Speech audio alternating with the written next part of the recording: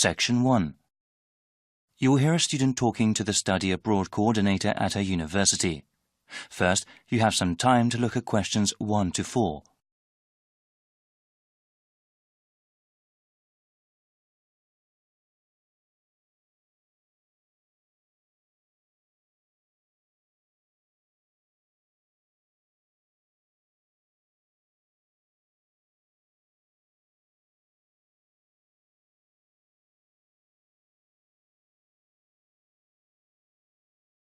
You will see that there is an example, which has been done for you.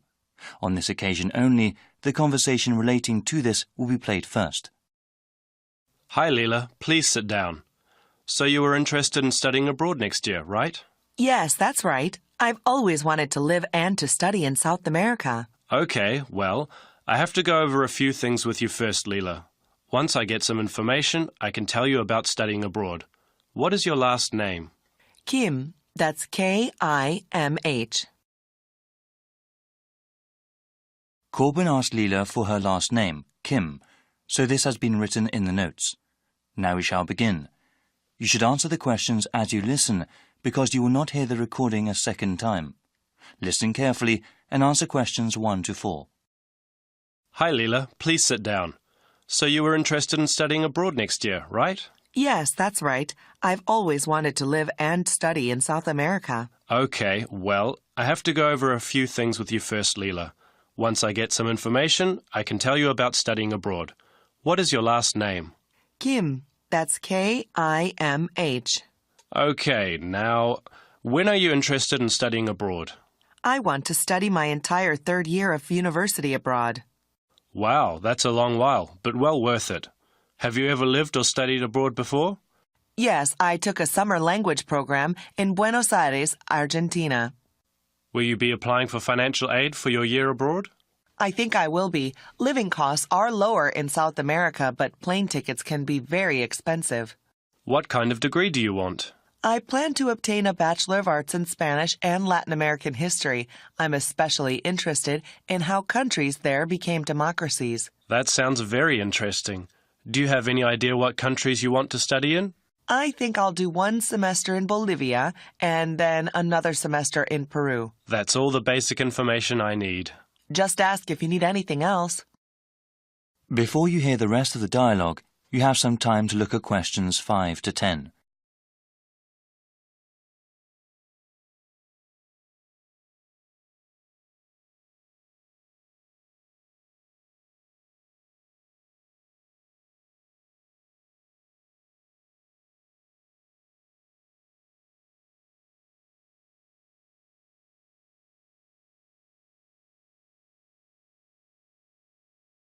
Now listen and answer questions 5 to 10. Now, Leela, there are some things I have to explain to you about going abroad for a year. You know that it can be difficult at times. Yes, actually, I had a friend who went to China for just a semester. She said the language barrier was quite a problem. Actually, not only is there a language barrier, there are also cultural differences that can make living or studying in another country very difficult. You mentioned going abroad before, but over the course of a year, some people can experience severe loneliness. I think I'm prepared to deal with that. Also, you have to be organized when it comes to applying for your study abroad program. Our university here may not accept every course you take abroad.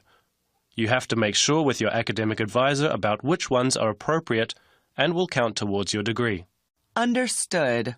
Thanks for the advice. Actually, I did want to go over the application procedure briefly with you. I read it on the website, but... Yes, it can be slightly confusing. First of all, please remember to keep your grade point average at 3.2 or above. There are high standards for those sponsored by the school to study in another country. Once you have declared your major, you can begin your research into which programs you want to go to. After filling out the appropriate application, you will submit them to the Office of Study Abroad. After they review your materials, you will be informed about whether or not you can study abroad under the university's name. You will also be informed about how much financial aid you will receive. Sounds slightly daunting. Well, from what I have seen, I don't think you need to worry. Okay then, I'll print the forms from the online website now and get started. Good luck, Leela. Thank you so much. No problem. If you have any other questions, please email or call. I will. Bye then. That is the end of section 1. You now have half a minute to check your answers.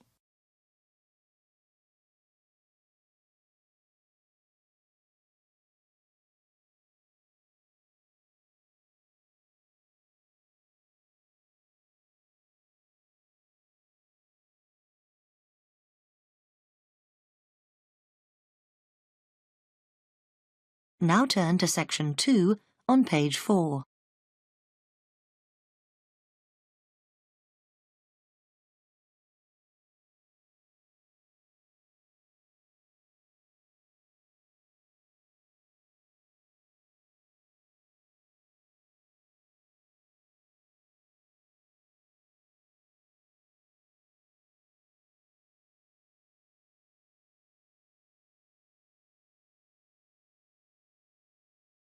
Section 2.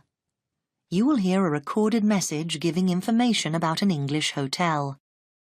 First, you have some time to look at questions 11 to 15 on page 4.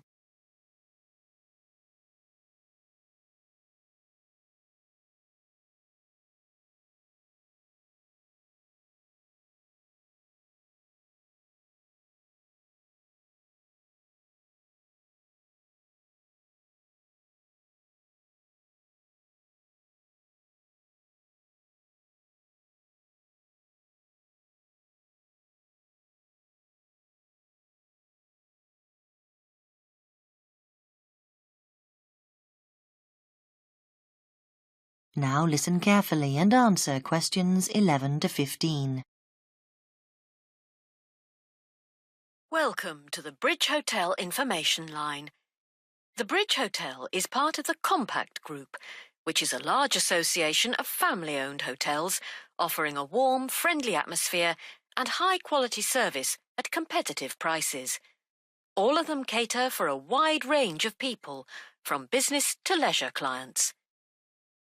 Set in a quiet residential area on the attractive outskirts of Belford, about 3 miles from the city centre, the Bridge Hotel is a popular choice for conferences. After recent refurbishment and expansion, it now has 25 double rooms and 20 singles. All 45 are en suite with TV and coffee and tea making facilities. The Bridge Hotel is set in 3.5 hectares of grounds, with an open-air swimming pool and 4 tennis courts. There is also a newly opened gym with fitness suite, which is considered one of the best equipped in the area. Non-resident membership is available. We have a fully licensed restaurant for residents and non-residents, which provides a wide range of dishes with a particular focus on dishes from around the world. For the discerning business customer, we have designated business rooms with phone links allowing full internet access. Our conference facilities cater for up to 200 delegates, and we are able to offer transport to guests to and from Birmingham Airport at a small extra cost. Before you hear the rest of the message, you have some time to look at questions 16 to 20 on page 5.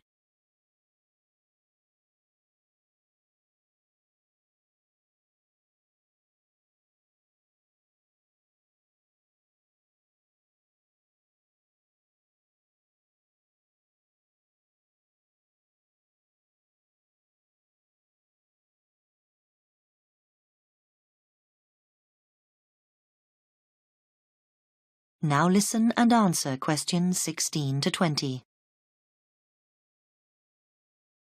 There now follows information about short break packages.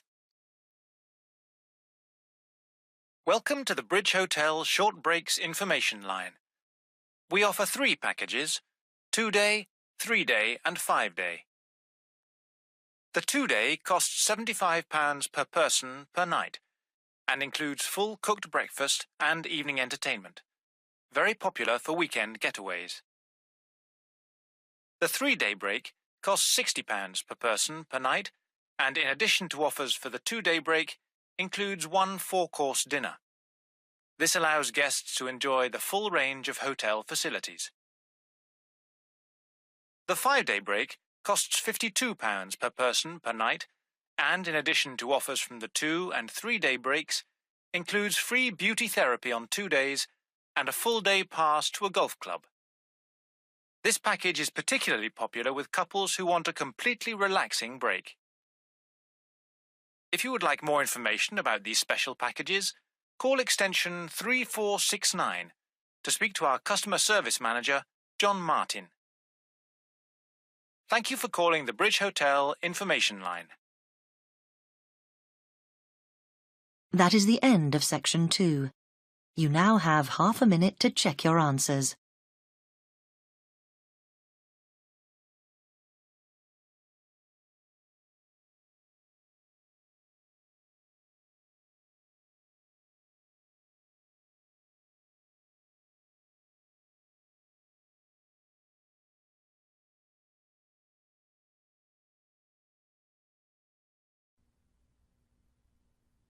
Now turn to section 3 on page 203.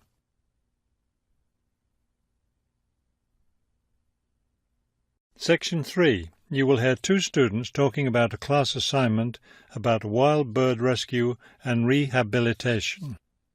First, you have some time to look at questions 21 to 25 on page 203.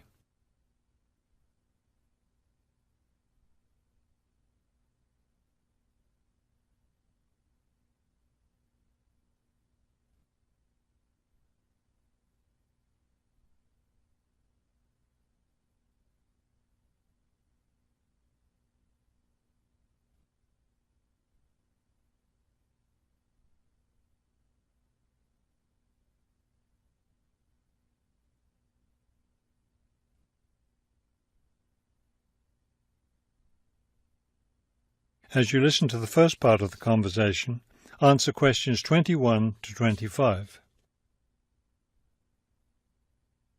Okay, let's go over the requirements and see what we have left to do. Let's see. We have to give the professor a written summary of the information we've gathered on our topic, wild bird rescue and rehabilitation. The other written thing we have to turn in is a case study of the rehabilitation of one bird. We have the information on that already. Right. All we have to do is write it up. What about charts and graphs? Do we need to include something like that? I don't think so. They aren't really relevant, but we do have to turn in a list of the resources we used. Naturally. What about videos? I heard some of the other students were doing that. Well, I guess that must be optional, because I don't see it on the requirements list. Okay, we should start planning our class presentation, since that counts for half the grade. We've looked at lots of sources of information, but I think our best source was the interviews we did with the wildlife rehabilitators. Agreed. That and the journal articles. I think we have enough information from those 2 sources for the presentation anyhow. The books we looked at weren't all that helpful. I wonder if we should try to bring in some live birds for the presentation. That would be too difficult, don't you think? But we have lots of photos of rehabilitated birds. We can show those. Before you hear the rest of the conversation, you have some time to look at questions 26 to 30 on page 204.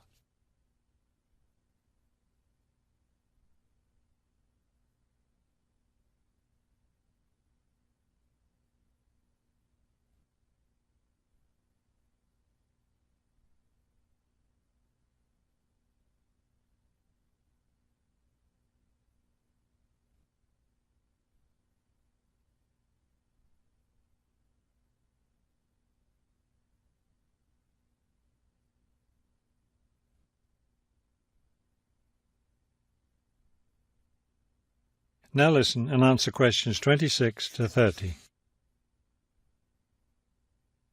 Right. Okay, I think we should start by talking about how to rescue a bird. Probably first we should help people understand which birds need rescuing. Yeah, that's really important, because a lot of times people see a baby bird that's all alone, or they find a bird sitting on the ground and they think it needs to be rescued. And usually, those are just baby birds learning to fly. So we should emphasize that people should only attempt to rescue a bird that's clearly injured. For certain kinds of birds, the rescuer needs to wear protective gloves because some of those birds have sharp claws and can tear your shirt, or worse, injure your face or some other part of your body. Yes, that's an important point. OK, next, let's tell people to put the injured bird in a box with good air circulation. We should let them know that a cage isn't necessary, and a bag, especially a plastic one, could hurt the bird more.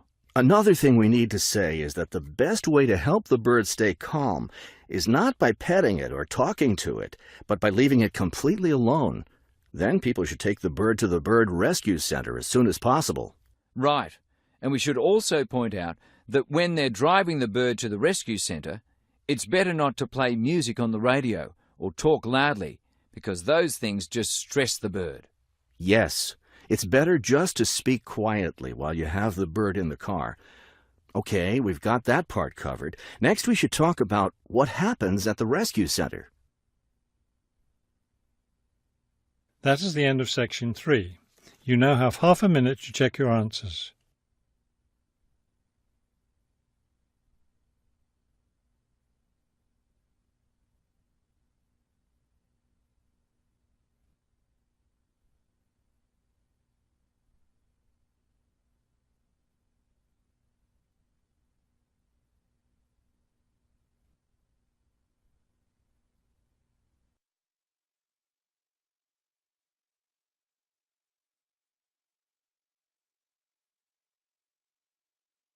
Now turn to section 4.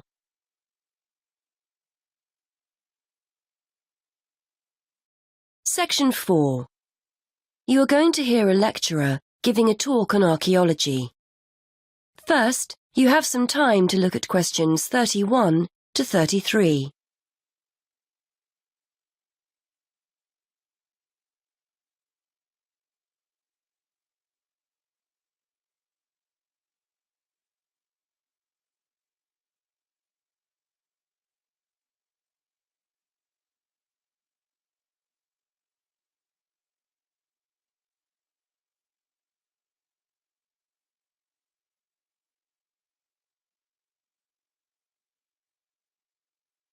Now listen and answer questions 31 to 33. Many thanks for inviting me along today to talk to you about the results of some very interesting recent archaeological research. The saying, "you are what you eat," is often applied to present-day dietary advice. Certainly, our bodies will show evidence of whether we eat healthily or live on fast food and takeaways. This can be particularly useful in archaeological research. Through a careful analysis of the ancient bones of our ancestors, we can tell a great deal about their diet and the way they lived. I'd like to talk to you today about some research into the early settlers of some remote tropical islands in the Pacific. When these people travelled to these new lands 3,000 years ago, they had to bring along all the resources they needed for survival, including food, plants and animals from their original homes. One such group were the Lapita people, who were early settlers of remote Oceania, several islands in the Pacific. When the Lapita set sail for the island Vanuatu, they brought with them domestic animals and crop plants. This allowed them to settle in an area where no humans had previously lived and that had limited natural resources.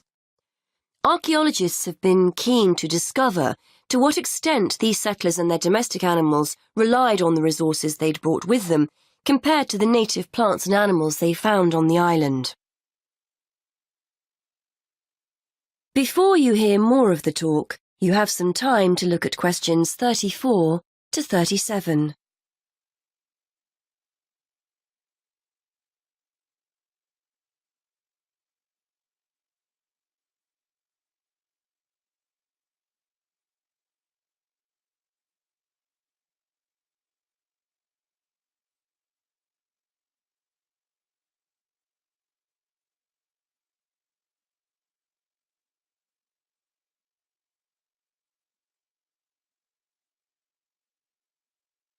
Now listen and answer questions 34 to 37.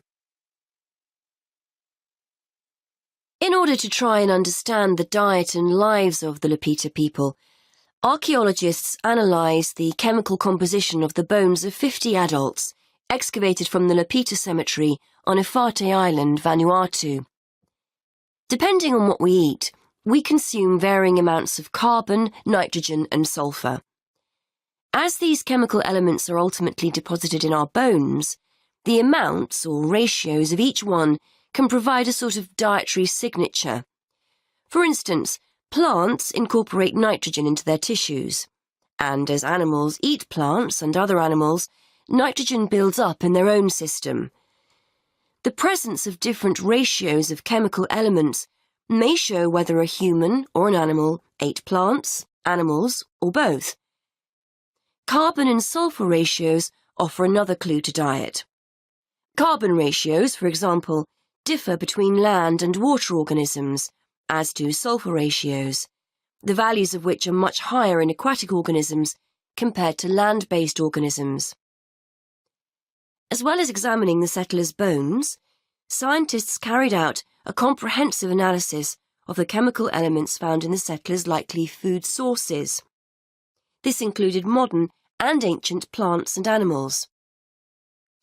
They found that early Lapita inhabitants of Vanuatu may have searched for food rather than relying entirely on food they'd grown themselves during the early stages of colonization. In the longer term, they probably did grow and consume food from the resources they'd brought with them, but early on, they appear to have relied as much on a mixture of fish, marine turtles and fruit bats, as well as their own domestic land animals. Before you hear more of the talk, you have some time to look at questions 38 to 39.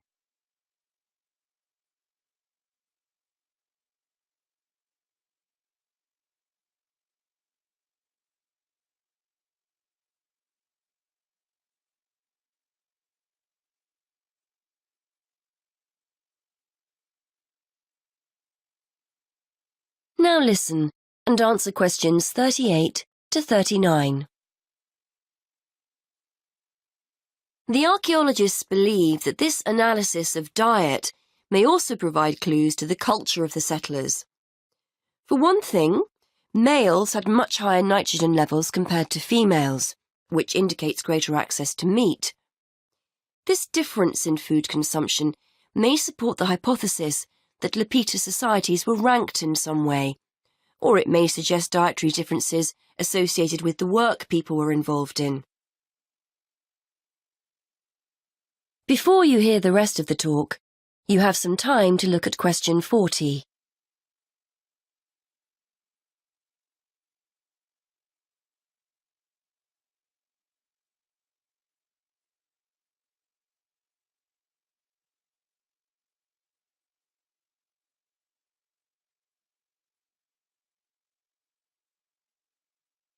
Now listen and answer question 40.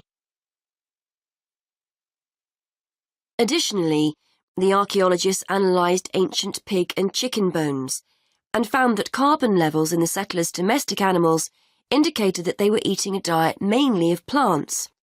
However, their nitrogen levels indicate that they may also have roamed freely, eating food such as insects. This would have allowed the Lapita people to keep food resources that were in short supply for themselves, rather than feeding them to their domestic animals. That is the end of section 4. You now have half a minute to check your answers.